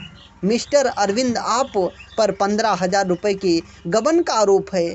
यह कौन कहता है? अरविंद कहता है। लीला से कहता है। क्या कहता है? अरविंद लीला से कहता है। मुझे क्या हो सकता है? मुझे क्या हो सकता है? मेरी चमड़ी अब गैंडे की तरह मोटी हो गई है। मैं जानता हूँ कि सड़े गले मकान का मलबा गिरने वाला है। सड़े गले मकान का जो मलबा है गिरने वाला है, फिर भी आंखें मूंद कर अपनी रोटी खा रहा हूँ। सुनोगी सुन भी सकोगी, उस हरामी के बच्चे ने क्या कहा? मिस्टर अरविंद, आप पर 15,000 रुपये के गबन का आरोप है। यह कौन कहता है? अरविंद किससे कहती हैं? अपनी लीला अपनी पत्नी से कहता है। मुझ पर इल्ज़ाम लगाता है कि मुझ पर 15,000 गबन का आरोप लगाता है। कौन? वही प्रिंसिपल लगाता है। प्रायश्चित ही करना है तो तुम भी आत्महत्या करो, लेकिन उसकी ज़रूरत नहीं। स्त्री का अपमान कोई नई बात नहीं है। स्त्री का अपमान कोई नई बात नहीं है, वह तो होता ही रहा है। क्या द्रोणाचार्य कौरवों की दास्तां छोड़कर चला गया? क्या द्रोणाचार्य कौरवों की दास्तां छोड़कर चला गया? क्या उसने तलवार उठाई? मेरा नाटक याद क्यों नहीं करते? मेरा नाटक याद क्यों नहीं करते? द्रौपदी सार्वजनिक रूप से अपमान हुआ। द्रोणाचार्य वहीं खड़ा था। वह चुप क्यों रहा? बोलो, चुप क्यों रहा? याद करो मेरा नाटक, याद। यह कौन कहता है? विमलेंद्र अरविंद से कहता है। क्या कहता है? प्रायश्चित करना है तो तुम भी आत्महत्या करो। प्रायश्चित करना है तो तुम भी आत्महत्या करो, लेकिन उसकी ज़रूरत नहीं। स्त्री का अपमान आज कोई नई बात नहीं है, वह तो होता रहा है। क्या तुम्हारा जो द्रोणाचार्य कौरवों की दास्तां छोड़कर चला गया, क्या उसने तलवार उठाई? मेरा नाटक याद करो। मेरा नाटक याद क्यों नहीं करते? द्रौपदी का सार्वजनिक रूप से अपमान हुआ। द्रौपदी का सार्वजनिक रूप से अपमान हुआ। द्रोणाचार्य वहीं खड़ा था। वह चुप क्यों रहा? बोलो, चुप क्यों रहा? याद करो मेरा नाटक, याद करो। यह कौन कहता है? विमलेंद्र कहता है। किससे कहता है? अरविंद से कहता है। वही मैं भी सोच रहा हूँ, वही मैं भी सोच रहा हूँ। मेरे संस्कारों में ऐसी क्या गड़बड़ी थी जो मेरा खून गर्म नहीं हुआ? मेरे संस्कारों में ऐसी क्या कमी थी जो मेरा खून गर्म नहीं हुआ? मेरे शब्द फपक फपक कर खड़े नहीं हुए। मेरे जो शब्द थे फंकार कर खड़े नहीं हुए। बताओ माँ, ऐसा क्यों नहीं हुआ? खड़ा गड़बड़ी है। कहाँ गड़बड़ी है मेरे संस्कारों में, यह कौन कहता है। अश्वत्थामा कृपि से कहता है, अश्वत्थामा जो होता है कृपि से कहता है, वह मैं भी सोच रहा हूँ मेरे संस्कारों में ऐसी क्या गड़बड़ी थी माँ, जो मेरा खून गर्म नहीं हुआ, मेरे शब्दों में फपक कर खड़े होने की आग नहीं रही। बताओ माँ, ऐसा क्यों नहीं हुआ, कहाँ गड़बड़ी मेरे संस्कारों में थी। यह अश्वत्थामा कृपि अपनी माँ से कहता है। तुम उत्तर क्यों नहीं देती रजस्वला, उत्तर क्यों नहीं देती रजस्वला। एक वस्त्रा द्रौपदी को दरबार में नंगा किया जा रहा था, फिर भी मैं चुप बैठा रहा। आकाश के टुकड़े टुकड़े कर देने वाली मर्मभेदी आवाज़ से वह पुरुष जाति को पुकार रही थी, उसके बाद भी चुप रहा। बताओ ऐसा क्यों, यह कौन कहता है। अश्वत्थामा कहता है कृपि से, माँ तुमने मुझे बचपन से विरोध करना क्यों नहीं सिखाया, माँ तुमने मुझे बचपन से विरोध करना क्यों नहीं सिखाया। अन्याय और अत्याचार को देखते ही अन्याय की गर्दन तोड़ देने की शिक्षा क्यों नहीं दी। यहाँ अश्वत्थामा कृपि से कहता है। उसने कहा था आचार्य आप तो ना पांडवों के रक्त संबंधी है ना कौरवों के। क्या कहा था उसने कहा था आचार्य आप तो ना पांडवों के रक्त संबंधी हैं ना कौरवों के, आप आचार्य हैं दोनों के, या दुर्योधन आपका कहना नहीं हो मानेगा। आपको तो सत्ता मोह नहीं, क्या आप अपने शिष्यों की पत्नी को सार्वजनिक रूप से अपमानित होते देख सकते हैं। उठाए अपना धनुष, आप चुप रहें क्यों, कहता है। यहाँ अश्वत्थामा कहता है किससे, द्रोणाचार्य से, अपने पिताजी से कहता है कि उसने कहा था आचार्य आप तो पांडवों के रक्त संबंधी हैं ना कौरवों के, आप ना पांडवों के रक्त संबंधी हैं ना कौरवों के, दोनों के, क्या दुर्योधन आपका कहना नहीं मानेगा। आप तो सत्ता का मोह नहीं है, आपको तो सत्ता का मोह नहीं है, क्या आप अपने शिष्यों की पत्नी को सार्वजनिक रूप से अपमानित होते देख सकते हैं। उठाइए अपना धनुष, आप चुप क्यों रहें। अश्वत्थामा पूछता है उनका बेटा, आप नपुंसक आचरण ढकने के लिए मुझ पर आरोप लगाते हुए तुम्हें थोड़ी लज्जा नहीं आती। मैं पूछती हूँ तुम्हारा आचार्य तो कहाँ गया। यह कृपि द्रोणाचार्य से कहती हैं। वो क्या कहती हैं, अपना नपुंसक आचरण ढकने के लिए मुझ पर आरोप लगाते हो, तुम्हें थोड़ी भी लज्जा नहीं आती। मैं तुमसे पूछती हूँ तुम्हारा आचार्य तो कहाँ गया था, क्या वह केवल एक लव्य का अंगूठा कटवाने तक सीमित था। तुम्हारा जो आचार्य था वह कहाँ गया था, केवल एकलव्य का अंगूठा कटवाने या सूत पुत्र कहकर कर्ण की अवहेलना करने तक सीमित था। तुमने अपने शिष्यों को रोका क्यों नहीं, क्या तुम्हारा उन पर कोई नैतिक अधिकार नहीं था। यह कौन कहती हैं, कृपि कहती हैं। किससे कहती हैं, द्रोणाचार्य से। ये उत्तरार्ध भाग में, पूर्वार्ध और उत्तरार्ध भाग में ये नाटक विभक्त है, तो उत्तरार्ध भाग में ये कौन कहती हैं, ये कृपि कहती हैं। किससे कहती हैं, अश्वत्थामा से कहती हैं। बहुत होता कौरव मिलकर तुम दोनों पर हमला करते, तुम्हारा वध कर देते। उस अश्वत्थामा में मैं इतनी दुखी नहीं होती जितनी आज हूँ। उस समय मैं इतनी दुखी नहीं होती जितनी मैं आज दुखी हूँ। यह कौन कहती हैं, कृपि कहती हैं।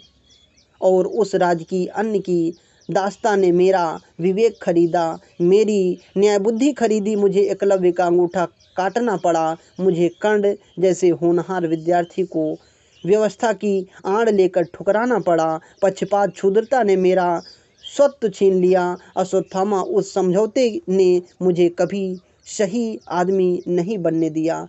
तब मैं सही आदमियों का कहाँ से निर्णय करता। यह द्रोणाचार्य अश्वत्थामा से अपने पुत्र से कहता है। वो क्या कहता है, राज की अन्न की दास्ता ने मेरे विवेक को खरीद लिया था, न्याय बुद्धि खरीद ली थी। मुझे एकलव्य का अंगूठा काटने पर मुझे मजबूर कर दिया था। मुझे कर्ण जैसे होनहार विद्यार्थियों को व्यवस्था की आड़ लेकर ठुकराना पड़ा। पक्षपात क्षुद्रता ने मेरा अस्तित्व छीन लिया। अश्वत्थामा, उस समझौते ने मुझे कभी सही आदमी बनने नहीं दिया। तब मैं सही आदमियों का कहाँ से निर्णय करता, यह द्रोणाचार्य कहता है। अश्वत्थामा, मुझे जलता हुआ भविष्य दिखाई दे रहा है। अश्वत्थामा, मुझे जलता हुआ भविष्य दिखाई दे रहा है। मुझे दिशाओं को बहरा बनने वाला युद्ध का कोलाहल सुनाई पड़ रहा है। अश्वत्थामा, मुझे जलता हुआ भविष्य दिखाई दे रहा है। मुझे दिशाओं को बहरा बनाने वाला युद्ध का कोलाहल सुनाई पड़ रहा है। मुझे अपने विद्यार्थियों के शव दिखाई दे रहे हैं। अपने दरिद्र से बदला लेने की मेरी हिंसक भावना मुझे भी ग्रास रही है। यह कौन कहता है? द्रोणाचार्य कहता है। अश्वत्थामा अपने पुत्र से कहता है। तो ये था नाटक एक द्रोणाचार्य। एक और द्रोणाचार्य नाटक था। इसके बाद हम देखेंगे उपेंद्र नाथ अस्क जी द्वारा लिखा गया अंजो दीदी नाटक।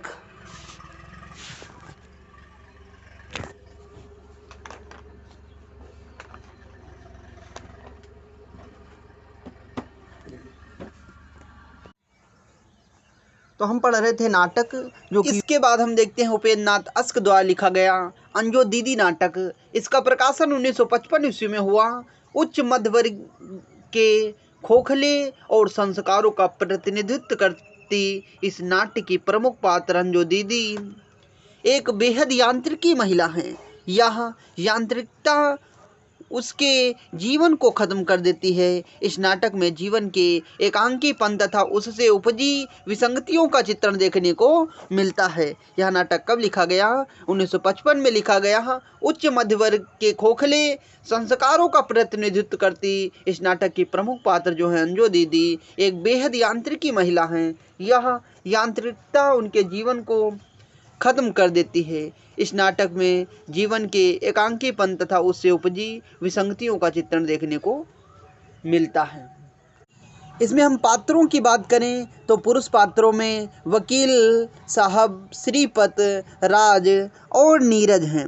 पुरुष पात्र कौन कौन हैं? पुरुष पात्र वकील साहब हैं, श्रीपत है, राज, नीरज, अंजो दीदी, अमीना, मुन्नी, ये पात्र प्रमुख हैं। इस नाटक का जो प्रमुख कथन है वो जीवन स्वयं एक महान घड़ी है। जीवन स्वयं एक महान घड़ी है। प्रातः संध्या उसकी सुइयां हैं। नियमबद्ध एक दूसरे के पीछे घूमती रहती हैं। चाहती हूँ मेरा घर भी घड़ी की तरह चले, हम सब उसके पुर्जे बन जाएं और नियम पूर्वक अपना अपना काम करते रहे। यह कौन कहता है? अंजो दीदी कहती हैं। जब इंसान मशीन बन जाएगा तो वह दिन दुनिया के लिए सबसे बड़े खतरे का दिन होगा। इंसान का मशीन बनना शनक ही का दूसरा रूप है। इंसान का मशीन बनना किसका दूसरा रूप है? शनक ही का दूसरा रूप है।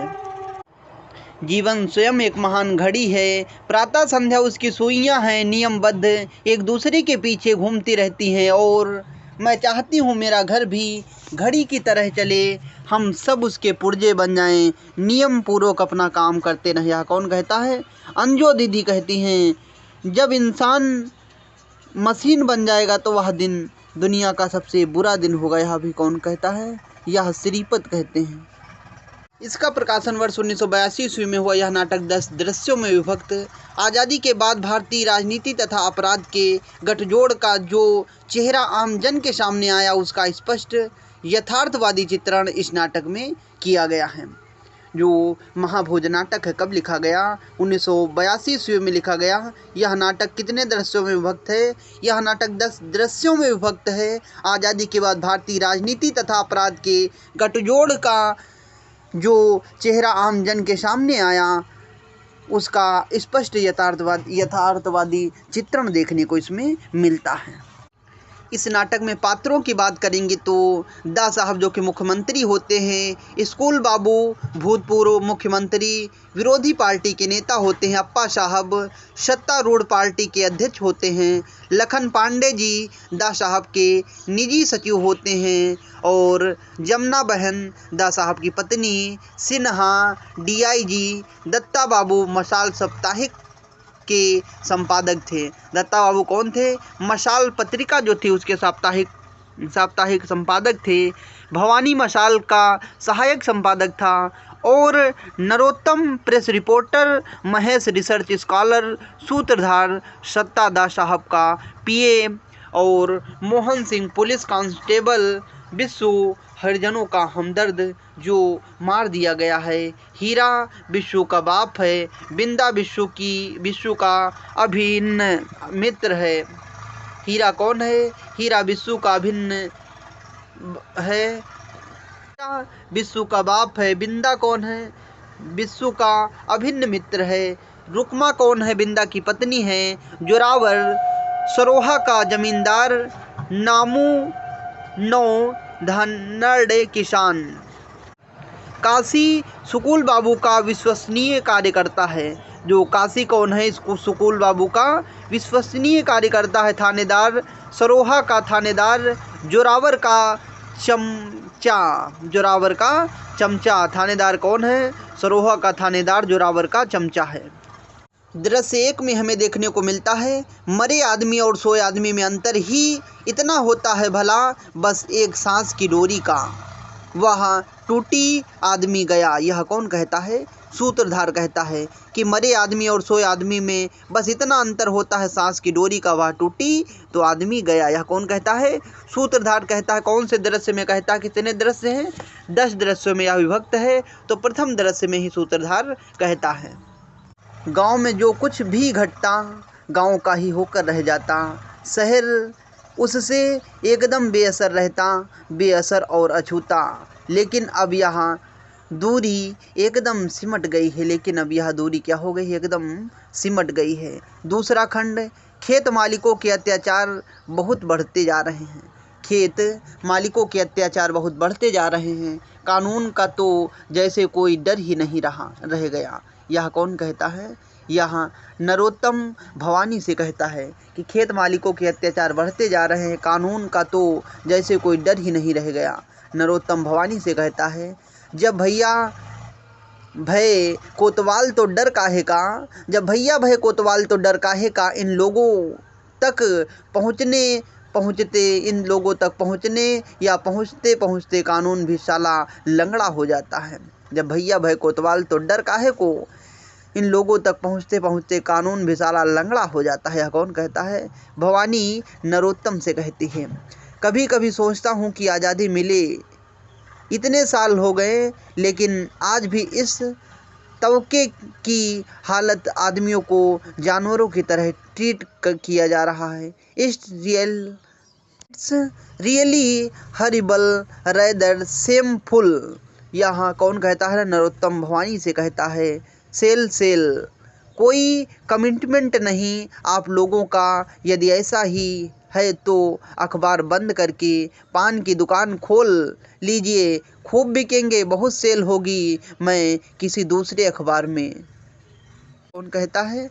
जो नरोत्तम दास कहते हैं, अगर तुम्हें सेल ही करना है तो सेल पर कमिटमेंट। सेल कोई कमिटमेंट नहीं आप लोगों का। यदि ऐसा ही है तो अखबार बंद कर पान की दुकान खोल लीजिए, खूब बहुत सेल होगा। यह कौन कहता है? नरोत्तम दास कहता है।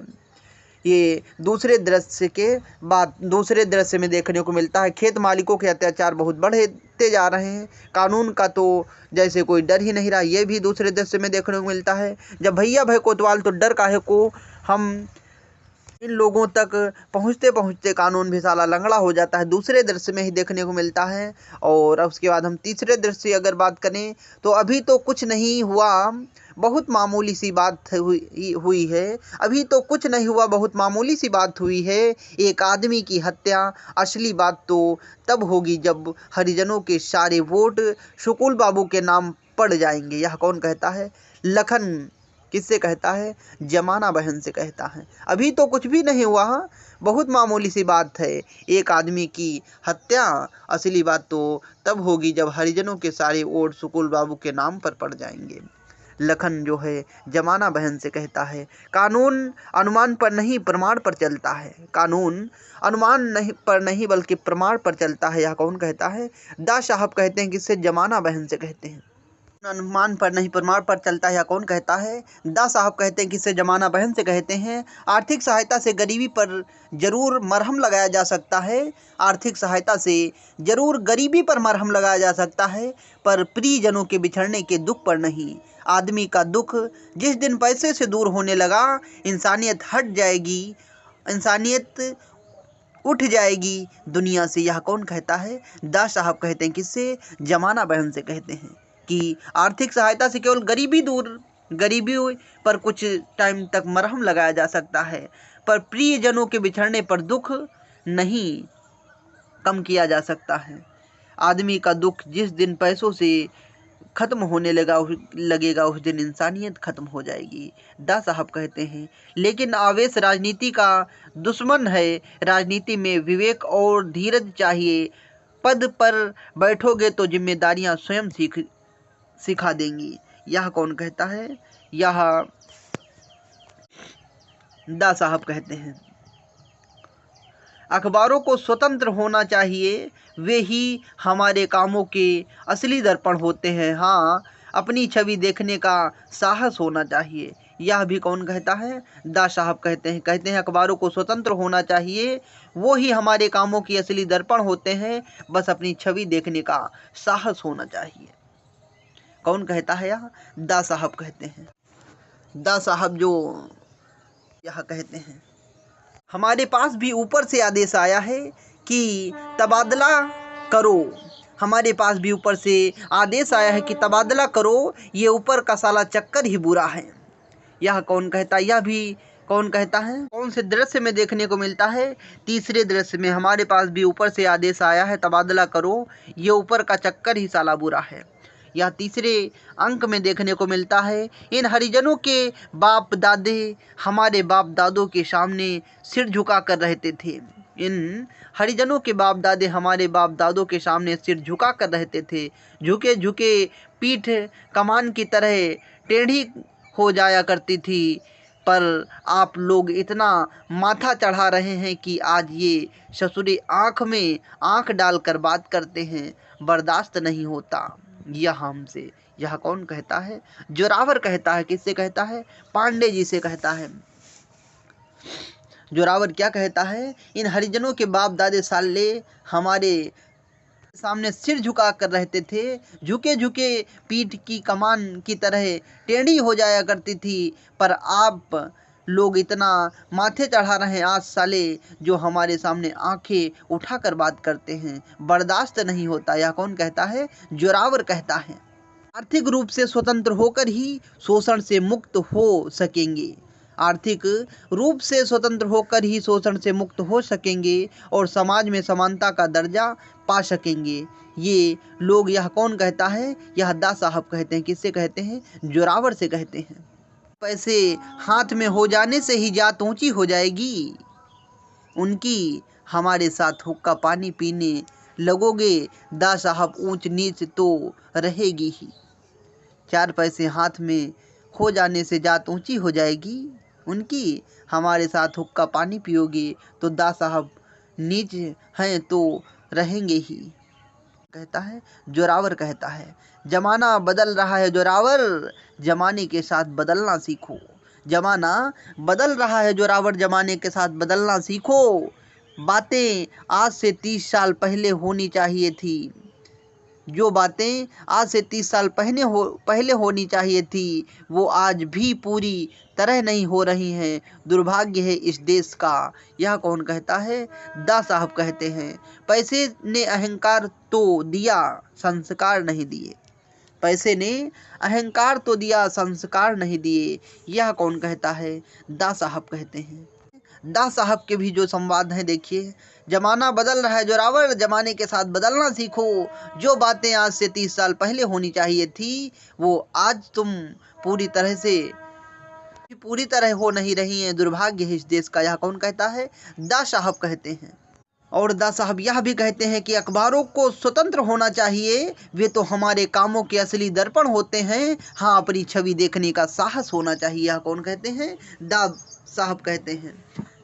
के साथ चलना है तो जबान पर लगाम और व्यवहार में ठहराव चाहिए। क्या कहते हैं? यहाँ दादा साहब कहते हैं, यहाँ दा साहब कहते हैं कि मेरे साथ चलना है तो जबान पर लगाम और व्यवहार में ठहराव चाहिए। मेरे लिए राजनीति धर्म नीति से कम नहीं। मेरा साथ चाहते हो तो गीता का उपदेश गांठ बांध लो, निष्ठा से अपना कर्म किए जाओ बस। यह कौन कहता है? दा साहब कहते हैं। किससे कहते हैं? लखन से कहते हैं। यहाँ कौन से दृश्य में देखने को? ये तीसरे दृश्य में देखने को मिलते हैं। चौथे दृश्य में हम देखेंगे इम्पोर्टेंट कथन, खून खौले भी तो बताओ क्या कर सकते हैं हम तुम। गुस्से में आकर किसी को मार भी आए तो क्या उससे समस्या हल हो जाएगी? जुर्म का जवाब जुर्म नहीं होता बिंदा। यह कौन कहता है? महेश कहता है, बिंदा से कहता है। खून खौले भी तो क्या कर सकते हैं हम तुम। गुस्से में आकर किसी को मार भी जाए तो क्या उससे समस्या हल हो जाएगी? जुर्म का जवाब जुर्म नहीं होता है बिंदा। या महेश कहता है। किससे कहता है? बिंदा से कहता है। छोड़ो ई किताबी बातें, छोड़ो ई किताबी बातें महेश बाबू, जरा बताओ कौन मिटावेगा अमीरी गरीबी का ये भेद। छोड़ो ये किताबी बातें महेश बाबू, जरा बताओ कौन मिटावेगा ये गरीबी अमीरी का भेद। तुम तो 1.5 महीने से यहाँ साइकिल पे घूम घूम कर किताबें पढ़ पढ़ के गांव जान ही रहे हो। थीसिस लिखोगे गांव पे, ऐसे जाना जाता है गांव। अरे गांव जानना है तो जुड़ो हिया के लोगों से, शामिल हो उनके दुख दर्द में। लिखी गई सरकारी रेट पे मंजूरी मांगने भर से जिंदा आदमियों को भून दिया जाता है। जब इस जुल्म के खिलाफ किसी ने आवाज़ उठाने की कोशिश की तो मार दिया जाता है, उसे कुत्ते की मौत। लिखो ई थीसिस में, छपाओ दुनिया जाने कि कैसे कैसे जुल्म हैं इन गांव वालन के साथ। बस हो गए चुप। अरे तुम थीसिस लिख रहे हो नौकरी पाने के लिए, बड़ा अहूदा पाने के लिए। गरीबों की चिंता किसे है? गरीबों पर चिंता है ये किससे? यह कौन कहता है? बिंदा कहता है। किससे कहता है? महेश बाबू से कहता है।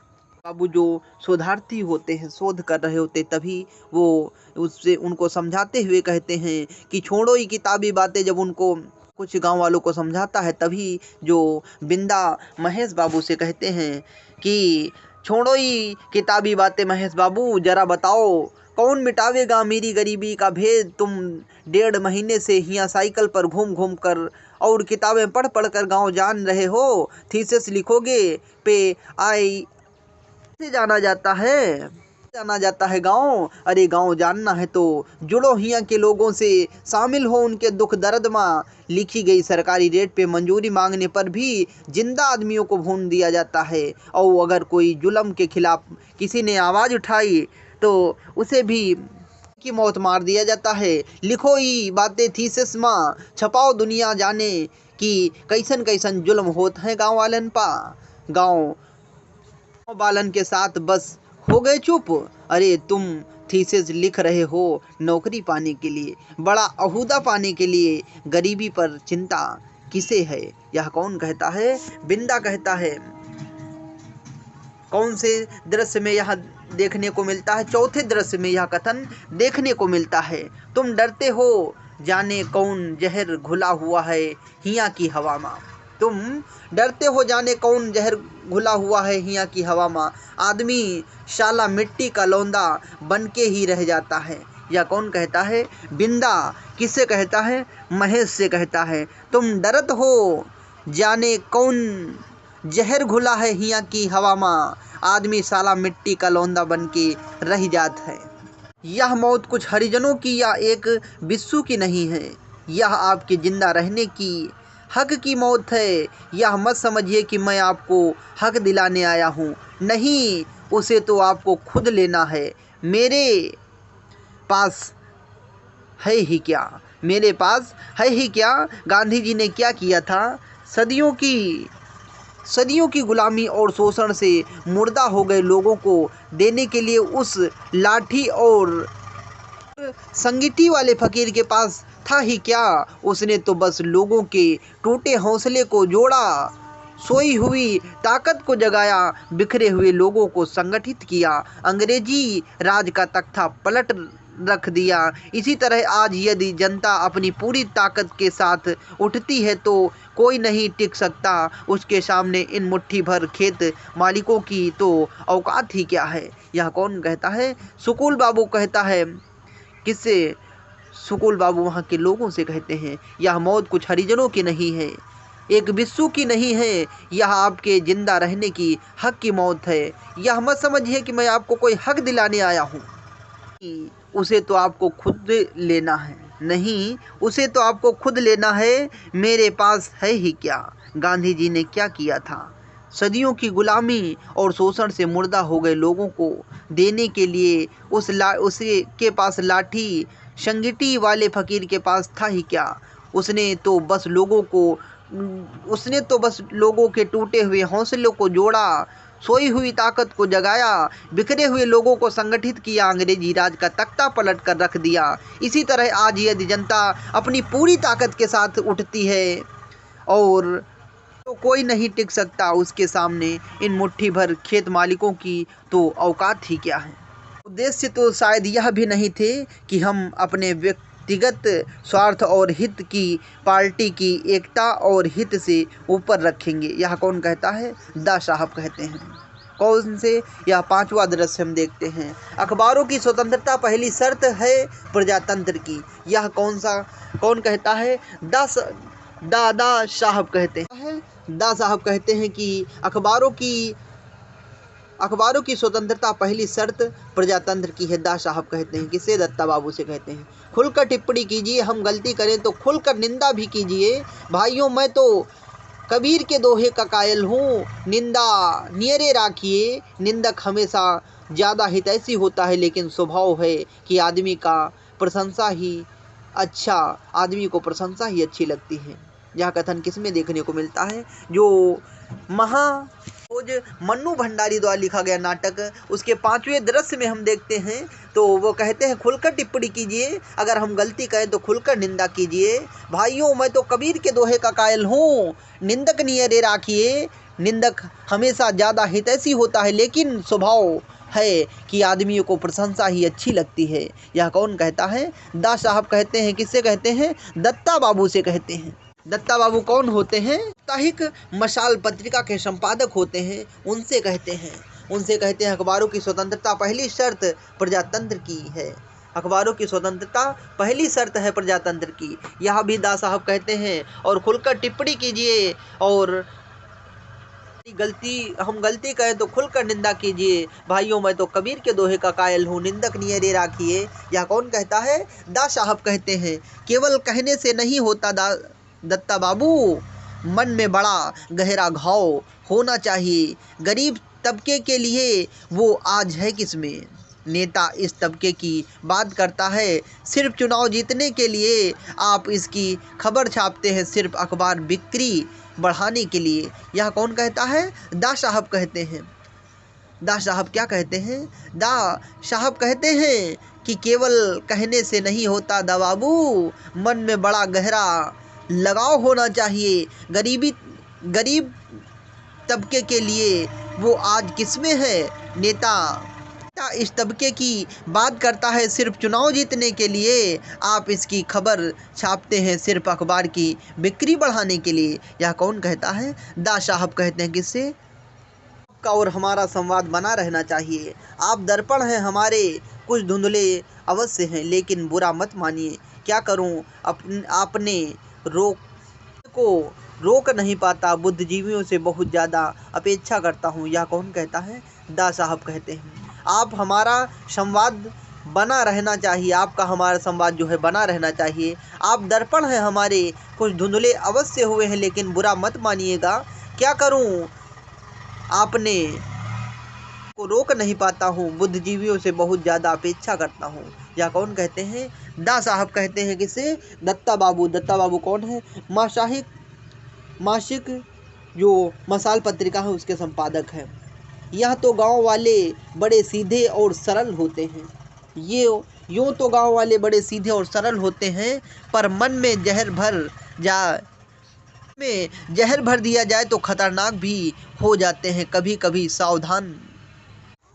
सावधान रहिए। यह कौन कहता है? दा साहब कहते हैं, यूँ तो गांव वाले जो होते हैं बड़े सीधे और सरल स्वभाव के होते हैं, पर मन में अगर जहर भर दिया जाए तो खतरनाक भी सबसे ज़्यादा हो जाते हैं, उनसे सावधान रहिए। यह कौन कहते हैं? दा साहब कहते हैं। किससे कहते हैं? सक्सेना से कहते हैं।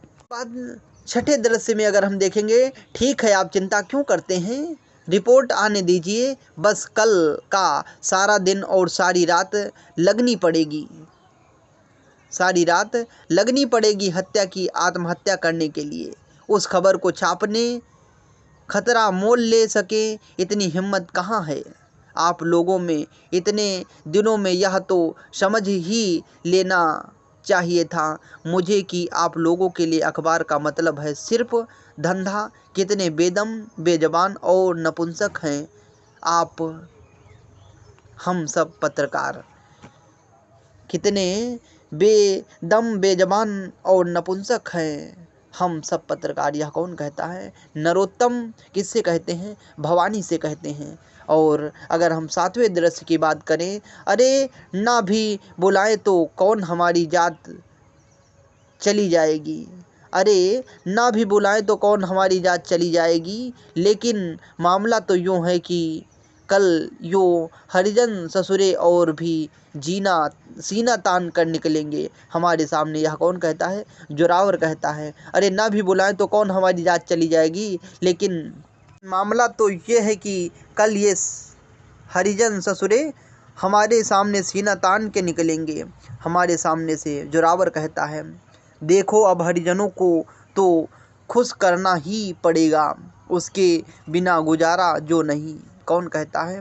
काशी कहता। किससे कहता है? जोरावर से कहता है, देखो अब हरिजनों को तो खुश करना ही पड़ेगा, उसके बिना गुजारा कहाँ है। ना भी बुलाएं तो कौन हमारी जात चली जाएगी, लेकिन मलाल तो ये है कि कल ये हरिजन ससुरे और भी सीना तान के निकलेंगे हमारे सामने से। यह कौन कहता है? जोरावर कहता है। किससे? काशी से कहता है, अरे ना भी बुलाएं तो कौन साले हमारी जात चली जाएगी, लेकिन कल ये भी हमारे सामने से सीना तान कर निकलेंगे। उसके बाद आठवां दृश्य देखेंगे, क्योंकि लड़कियों से प्रेम करने वाले लड़के किसी खास तरह के होते हैं। यह कौन कहता है? सक्सेना कहता है, क्योंकि लड़कियों से प्रेम करने वाले लड़के किसी खास तरह के होते हैं। यह सक्सेना कहते हैं, लेकिन हमेशा परमिशन नहीं है सर कि हम गांव की समस्याओं और लोगों के साथ इन्वॉल्व हों।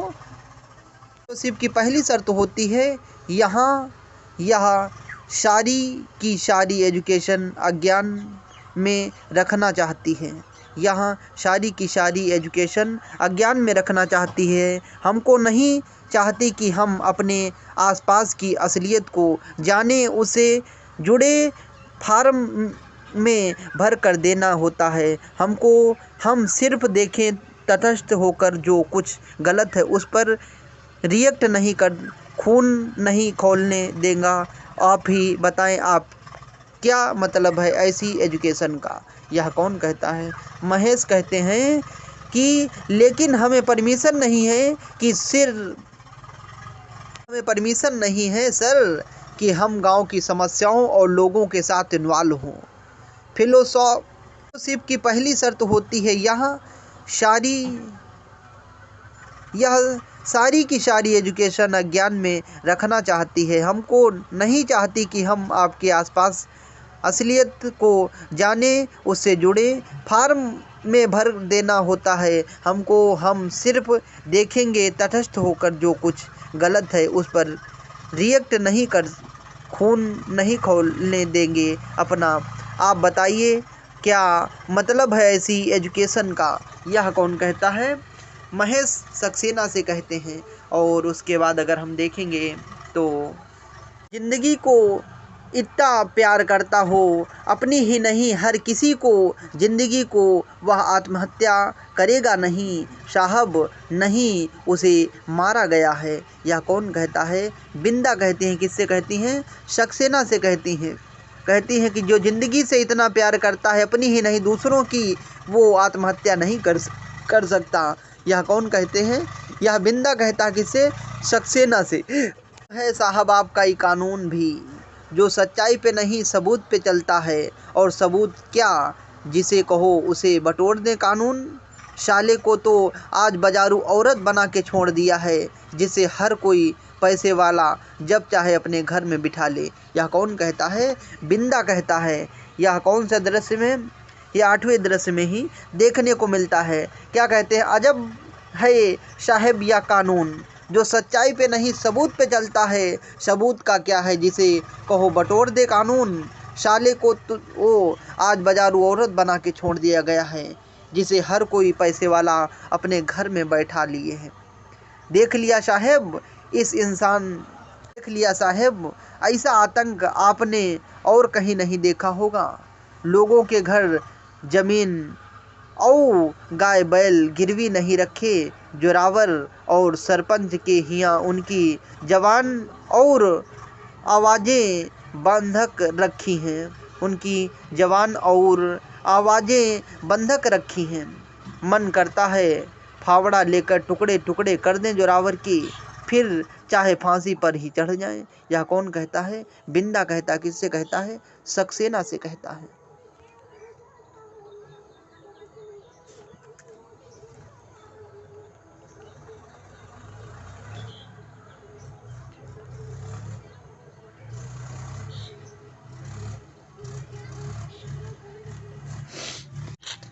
राजनीति जहाँ इस तरह की तिकड़मबाजियों पर टिकी हो, कितना ज़रूरी होता है वहाँ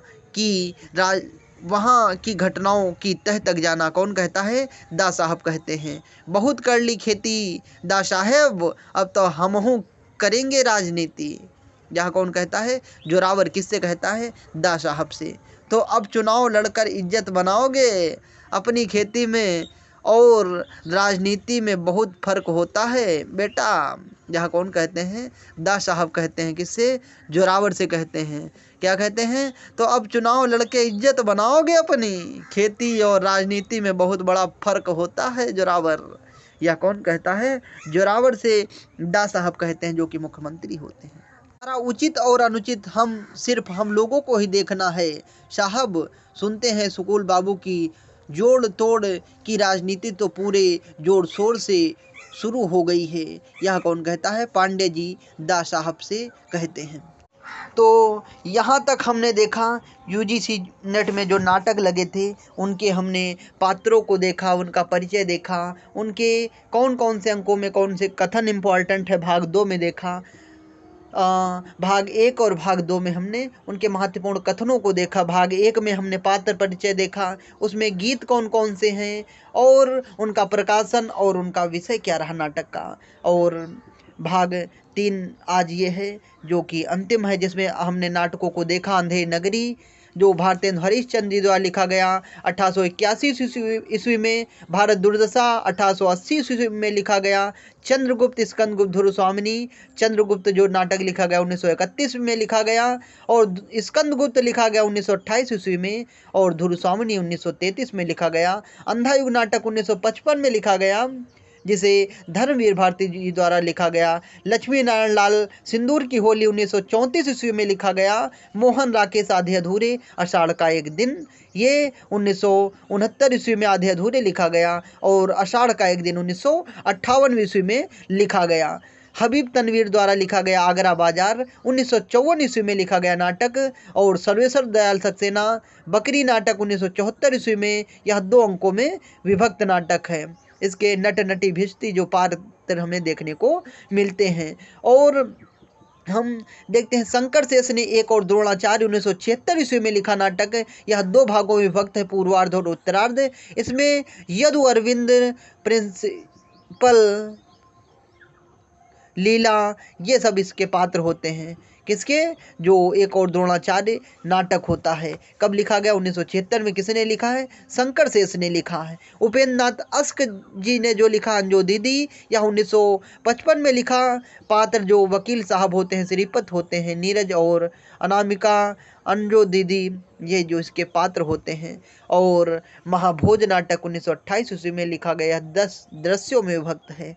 तो हमने यहाँ पर नाटकों का परिचय आज देखा, भाग 3। इसके बाद हम देख